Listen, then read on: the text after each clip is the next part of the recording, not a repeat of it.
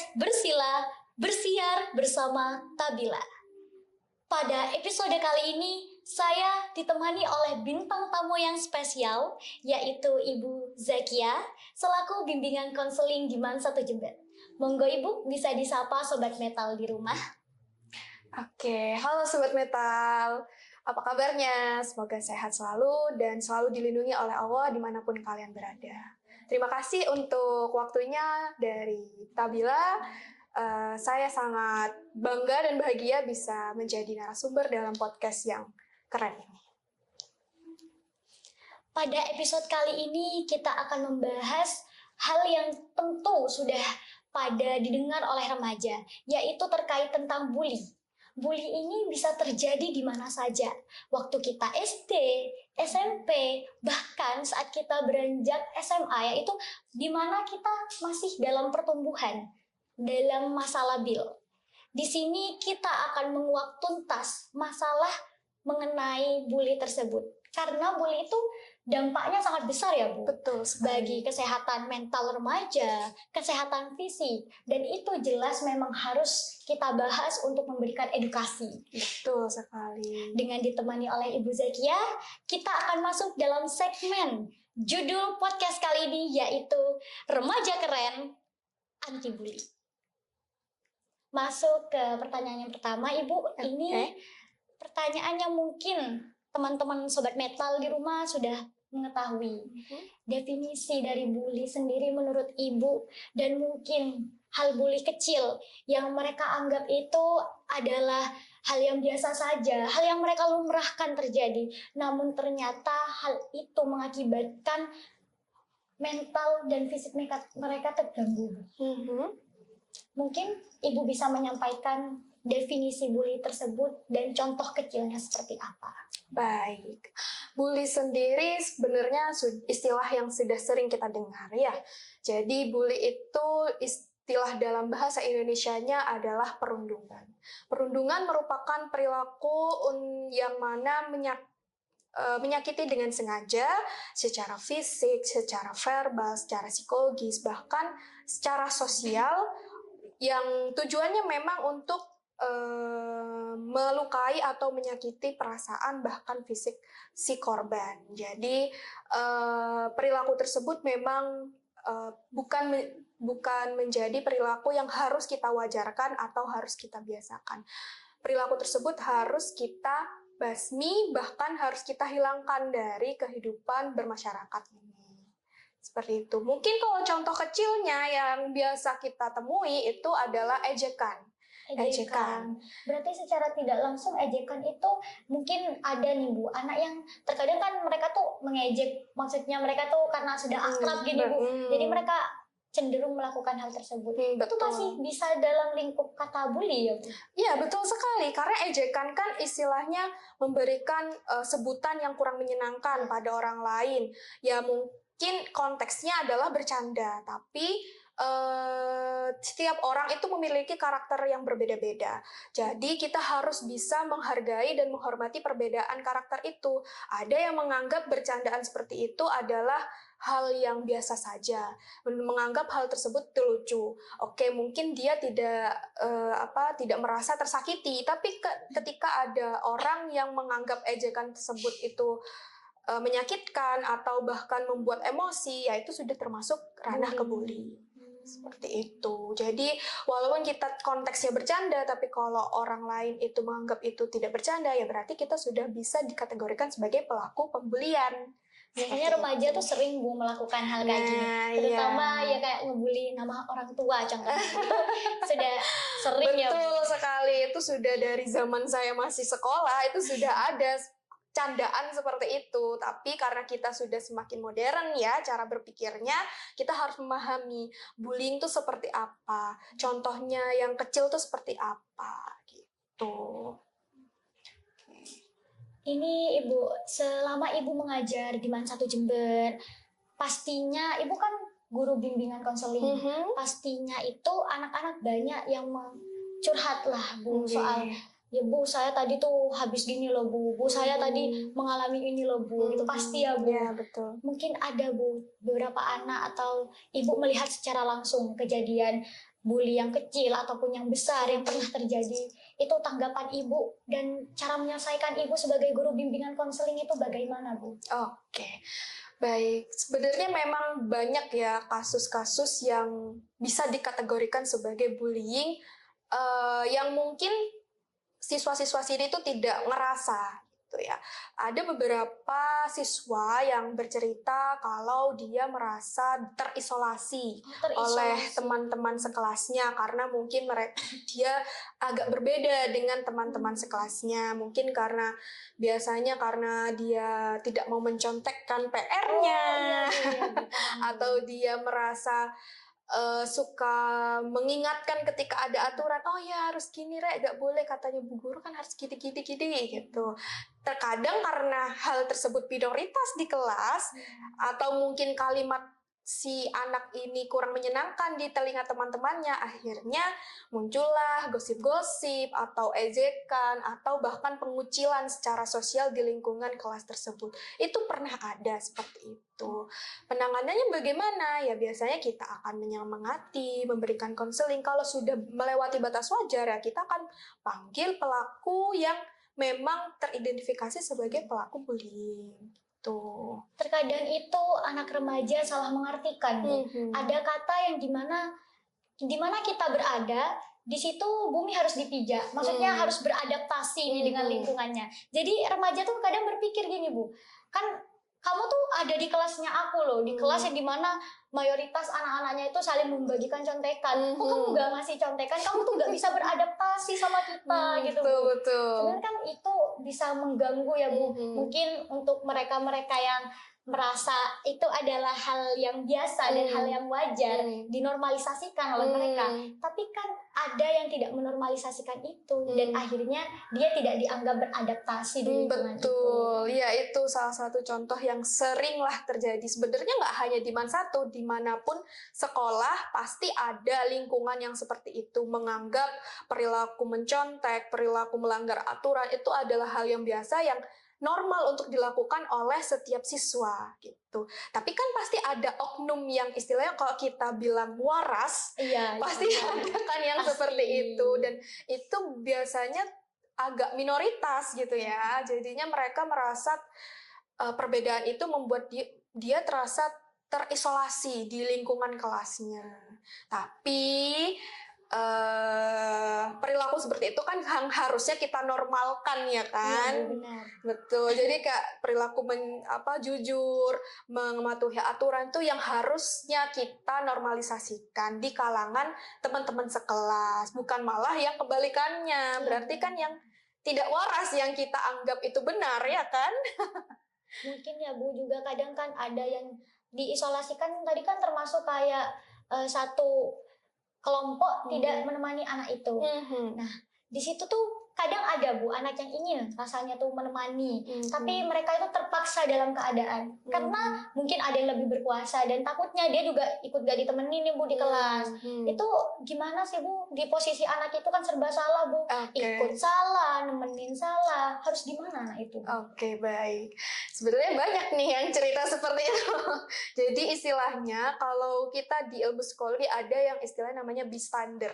Bystander ini adalah orang yang menjadi saksi atau orang yang hanya menjadi pengamat di suatu kejadian. Jadi dia cuma diem, nggak mau menolong ataupun nggak mau terlibat, dan dia bukan pelaku ataupun korban, jadi cuma jadi pengamat. Nah itu yang sebenarnya salah gitu ya, karena udah tahu kalau teman kita itu diisolasi, maksudnya dikucilkan dengan teman sekelasnya. Seharusnya senormalnya manusia kita kan harus membantu, kita kan harus punya empati terhadap teman sekelas, dan dan perilaku seperti itu kan memang harus menjadi naluri kita sebagai manusia gitu. Jadi kalau misalnya dia takut oleh siapa? Misalnya ada teman yang lebih dominan ya. Sebenarnya itu mungkin di setiap kelas pasti ada lah ya. Setiap kelas dari zaman saya sekolah juga pasti ada seperti itu. Tapi apa salahnya sih kita berbuat baik? Apa salahnya sih kita menolong teman? Orang teman kita juga butuh pertolongan ya kan? perasaan dikucilkan, diisolasi itu benar-benar mempengaruhi segala aspek kehidupan ya. Benar-benar tidak enak. Betul sekali. Di posisi si anak yang dikucilkan tuh pasti dia merasa rendah diri, merasa tidak bersemangat untuk bersekolah, merasa tidak dihargai di kelas, ya kayak dianggap ada tapi nggak ada gitu. Gimana perasaannya kalau di posisi seperti itu?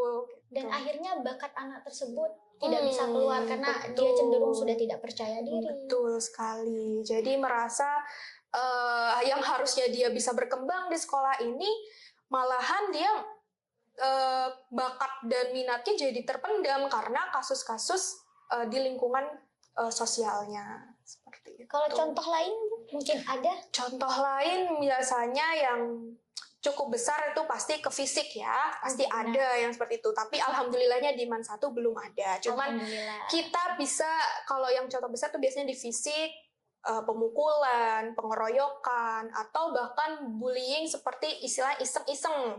Tapi main sampai fisik kayak iseng-isengnya mungkin narik kursi, ya kan? Pasti ada kan bercanda seperti itu. Ketika mau duduk kursinya ditarik itu, atau ketika tidur mejanya digebrak, itu kan pasti ada yang seperti itu. Nah itu yang cukup berbahaya, apalagi kalau sudah main fisik. Bahayanya ya pasti kena ke fisik, bisa patah tulang, bisa ada trauma pada psikologisnya, juga ada pasti yang bisa membuat dia kecenderungan untuk mengakhiri diri, mengakhiri hidupnya, seperti itu.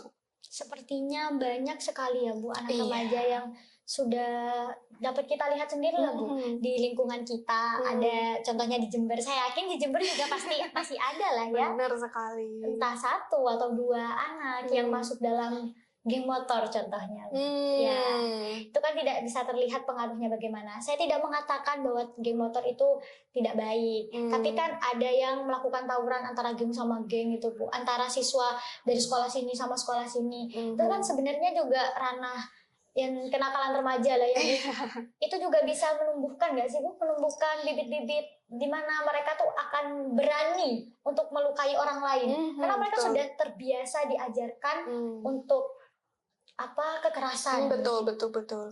Betul. Jadi memang perilaku seperti itu ya, kalau disebutkan tadi geng motor, tawuran, sebenarnya bisa sampai ke ranah kriminal gitu ya.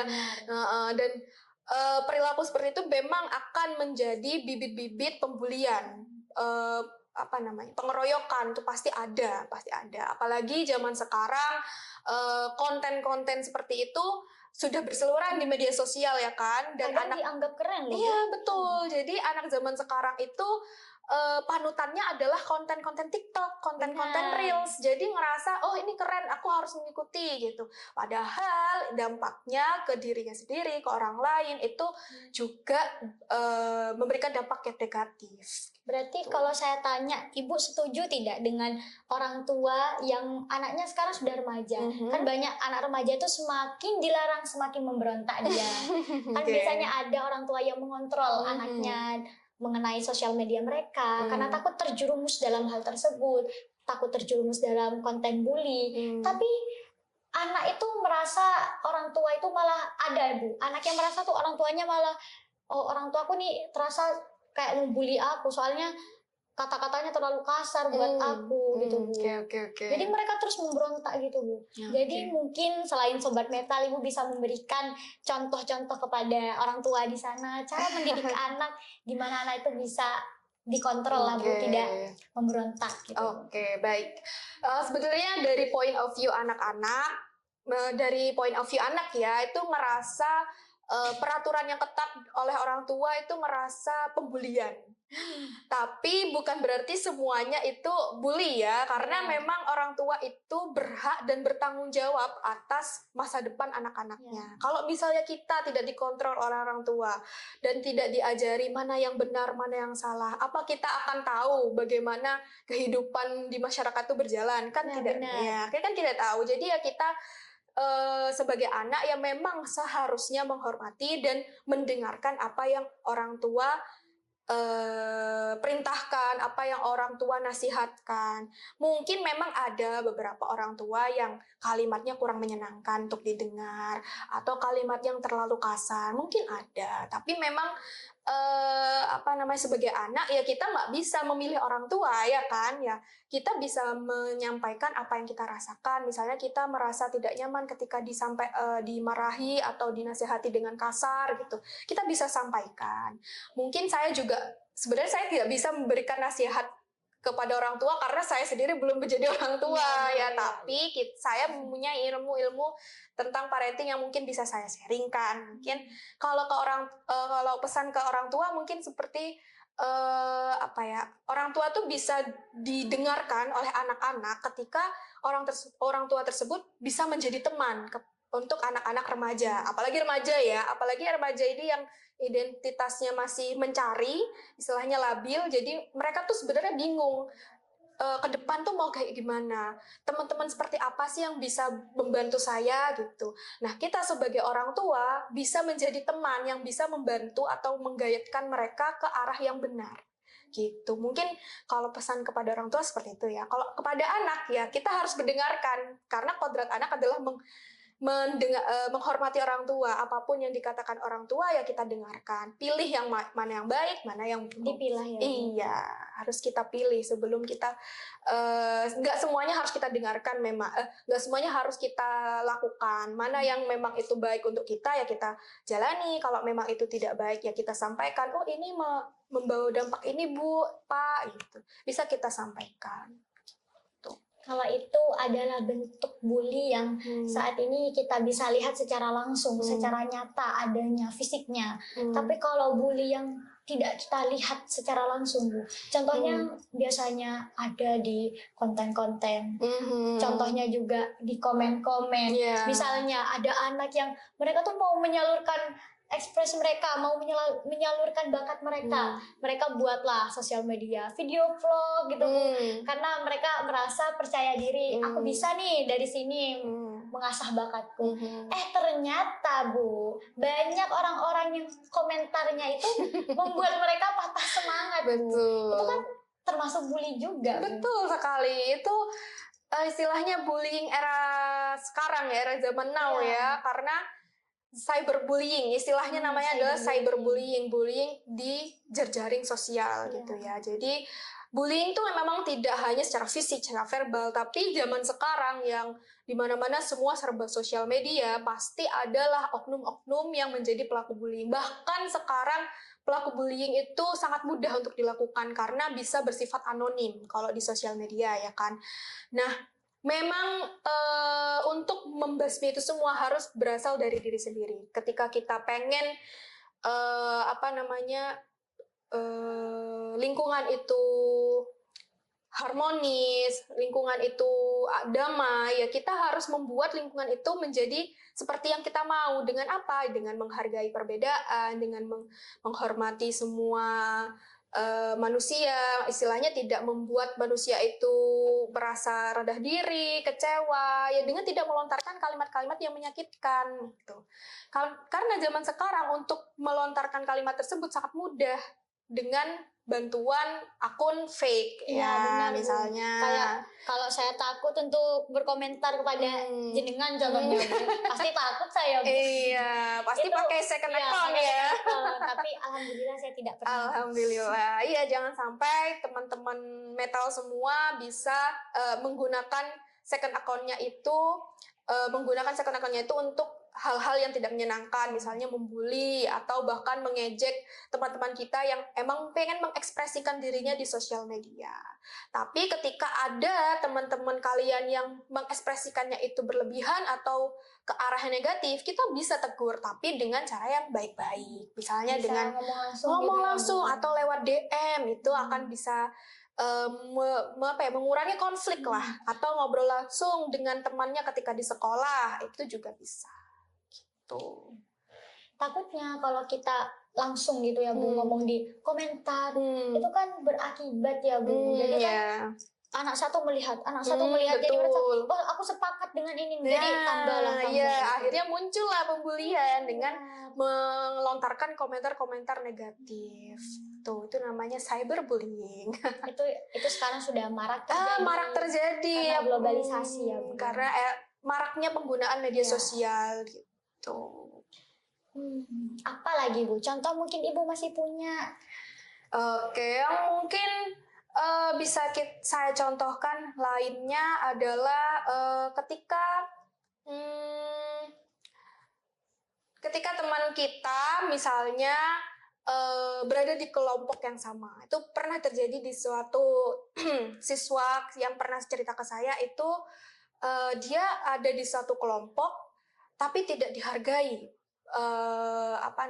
pekerjaannya kan. Jadi kalau kerja kelompok kan pasti ngerjain bagian-bagiannya, tapi ketika dia ngerjain dia tidak dianggap karena merasa dia bukan teman satu gengnya.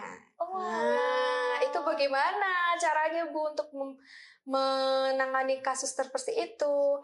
Kalau saya biasanya mengajarkan anak-anak untuk komunikasi asertif. Komunikasi asertif itu seperti apa? Komunikasi asertif itu ketika kita mengkomunikasikan perasaan, pikiran, apa yang kita rasakan itu kepada orang yang dituju dengan cara yang baik, tidak menyakiti, atau bahkan tidak mengganggu hubungannya. Jadi ngomongnya dengan alasan, tujuan kalian ngomong seperti itu, dan kalimat yang baik. Jadi kita sampaikan, misalnya kayak contohnya tadi, ketika kerja kelompok tapi hasilnya tidak digunakan untuk kelompok tersebut, ya kita sampaikan kenapa, kita tanya kenapa, alasannya apa, tujuan kamu seperti itu apa, saya lo juga anggota kelompokmu, kita sampaikan. Karena terkadang ada orang-orang yang berperilaku seperti itu tuh nganggepnya itu biasa aja, tidak menyakiti. Jadi kita harus perlu memberikan point of view yang lain supaya orang itu sadar, berarti perilakuku itu menyakiti ya. Jadi kita harus berhenti melihat dari poin diri kita sendiri. Harus melihat sisi orang lain. Mendengarkan pendapat orang lain juga gitu. Baik Bu, sepertinya sudah banyak sekali contoh-contoh yang sudah kita sampaikan, dan teman-teman sobat metal di rumah tentunya sudah tahu ya Bu, mana yang baik, mana yang buruk dengan melihat podcast ini. Mungkin mereka juga bisa menjabarkan dari cyberbullying kan itu cuma satu contoh, kan masih ada contoh lain lagi ketika mereka mau ikut audisi atau apa, banyak yang menghina, menjudge, padahal kan mereka hanya mengekspresikan diri mereka. Gitu. Jadi ingat ya sobat metal, kita itu harus saling menjaga. Kita itu harus peduli, harus memiliki empati, karena kita itu makhluk sosial yang butuh satu sama lain. Betul sekali. Kita itu makhluk sosial yang memang membutuhkan satu sama lain. Jadi berbaiklah kita ke teman sekelas, teman seumuran, atau bahkan ke lingkungan masyarakat, kita harus berbuat baik. Ketika kita dijahati ya sudah, nggak apa-apa. Kita tidak bisa mengontrol apa yang orang lain pikirkan, apa yang orang lain mau ke kita, itu kita tidak bisa kontrol. Yang bisa kita kontrol adalah diri kita sendiri. Benar. Mungkin Ibu ada pesan dan kesan untuk sobat metal, atau mungkin juga ada kesan dan pesan di sini untuk pelaku bully, misalnya ada yang merasa pernah membuli orang atau sedang melakukan hal itu.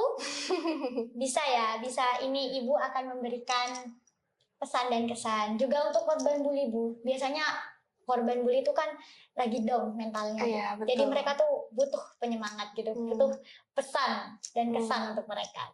Oke, baik. Bullying itu dampaknya bukan ke korban saja. Bullying itu dampaknya bisa ke lingkungan sekitar, bisa mengganggu keharmonisan, bisa menimbulkan konflik, bahkan bisa mengganggu hubungan persaudaraan atau pertemanan. Jadi ketika kalian ngerasa perilaku kalian termasuk membuli, hentikan. Interogasi diri sendiri, apakah perilaku saya sudah baik kepada teman lain atau kepada orang lain atau belum. Kalau memang belum, masih banyak waktu untuk bertaubat. Takutnya malah kembali ke diri sendiri. Betul. Apa yang kita tabur pasti kita akan tuai. Untuk para korban tidak usah takut ya, karena pelaku pembulian ini akan membuli orang-orang yang lemah, istilahnya terlihat lemah atau yang dirasa lemah daripada si pelaku. Jadi be strong, oke? Menjadi lebih kuat, terus berdirilah di kaki sendiri, terus kemudian kalian juga harus melindungi diri kalian sendiri dengan segala cara apapun, karena diri sendirilah yang akan menemani kita hingga akhir hayat gitu. Jadi mau nggak mau kita yang harus menjadi garda depan melindungi diri kita sendiri dari berbagai macam orang yang ingin menyakiti kita. Jadi untuk sobat metal, saya harap kalian bisa mendapatkan ilmu tentang bullying, karena memang kasus bullying ini sangat-sangat masif di era sekarang, apalagi di kasus-kasus cyberbullying ya. Saya harap tidak ada lagi perilaku-perilaku yang termasuk bullying di lingkungan sekitar kalian. Amin. Oke, Sobat Metal, saya ucapkan terima kasih telah menyaksikan setiap episode yang ditemani oleh saya, ataupun nanti ditemani oleh rekan-rekan yang lain. Saya mengucapkan terima kasih. Di sini saya Cynthia Pratuli, saya Bu Zakia. Kami undur diri dan sampai jumpa di episode podcast selanjutnya.